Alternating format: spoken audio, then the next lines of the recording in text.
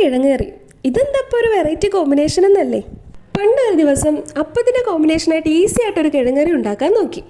ആ കിഴങ്ങറി യാദൃച്ഛിക പുട്ടിൻ്റെ കൂടെ കഴിക്കാനിടയായി. നോക്കുമ്പോൾ എന്താ, ഇത് അപ്പത്തിൻ്റെ കൂടെ കഴിക്കണേലും പുട്ടിൻ്റെ കൂടെ കഴിക്കാനാണ് ശരിക്കും ടേസ്റ്റ്. അന്ന് മുതൽ ഞങ്ങൾ ഈ കിഴങ്ങ് കറിക്ക് പുട്ടിൻ്റെ കൂട്ടുകറി എന്നുള്ള ആസ്ഥാന പട്ടം നൽകി പുട്ടിൻ്റെ സന്തത സഹചാരിയാക്കി. അപ്പോൾ റെസിപ്പി പറയാം. ഒരു കിഴങ്ങ്, ഒരു സവാള, 2 വെളുത്തുള്ളി, ഒരു പച്ചമുളക്, ഒരു കുഞ്ഞു കറിക്ക് ഇത്രയൊക്കെ മതി.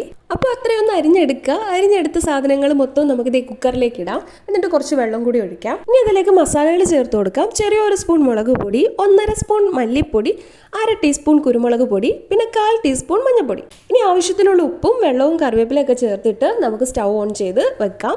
അപ്പോൾ അതിൽ 3 വിസിൽ വരുന്നത് വരെ വെയിറ്റ് ചെയ്യുക. ആ സമയം കൊണ്ട് നമുക്ക് കടുക് വറക്കാൻ വേണ്ടിയിട്ട് 3 ചെറുള്ളി എടുത്ത് ഇതുപോലെ അരിഞ്ഞു വെക്കണം. ഇതേ നമ്മൾ കുക്കർ ഓൺ ചെയ്യുമ്പോൾ കഷ്ണങ്ങളൊക്കെ വെന്ത് ഈ ഒരു പരുവത്തിൽ കിട്ടും. ഇനി നമുക്കൊരു തവി കൊണ്ട് ഈ കഷ്ണങ്ങളൊക്കെ നന്നായിട്ട് ഉടച്ചെടുക്കണം. നല്ലപോലെ ഉടച്ചെടുക്കണം. എന്നാലേ കുഴഞ്ഞൊരു ഗ്രേവി പേസ്റ്റായിട്ട് നമുക്ക് കിട്ടുള്ളൂ.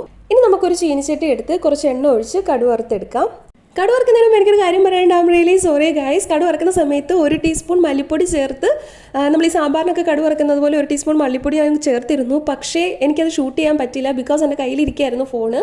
സോ ആ ഒരു സമയത്ത് എനിക്കിത് മാനേജ് ചെയ്യാൻ പറ്റിയില്ല. സോ നിങ്ങൾ ഉണ്ടാക്കുന്ന സമയത്ത് 1 സ്പൂൺ മല്ലിപ്പൊടി കടുക് വറുത്ത മിക്സറിലേക്ക് ചേർത്ത് നമ്മുടെ കറിയിലേക്ക് ഒഴിക്കണം. എങ്കിലേ അതിൻ്റെ ഒരു എക്സാക്റ്റ് ടേസ്റ്റ് വരത്തുള്ളൂ കേട്ടോ. ഫൈനലി ഇതാണ് നമ്മുടെ സ്പെഷ്യൽ കിഴങ്ങ് കറി. ഇത് പുട്ടിന് പറ്റിയ നല്ലൊരു കോമ്പിനേഷൻ ആണ്. മാത്രമല്ല ഇത് വളരെ ഈസി ആയിട്ട് ഉണ്ടാക്കി എടുക്കാനും പറ്റും. സോ തീർച്ചയായിട്ടും ഇതൊന്ന് ട്രൈ ചെയ്യണം. വീഡിയോയിൽ കാണാൻ. ടാറ്റാ.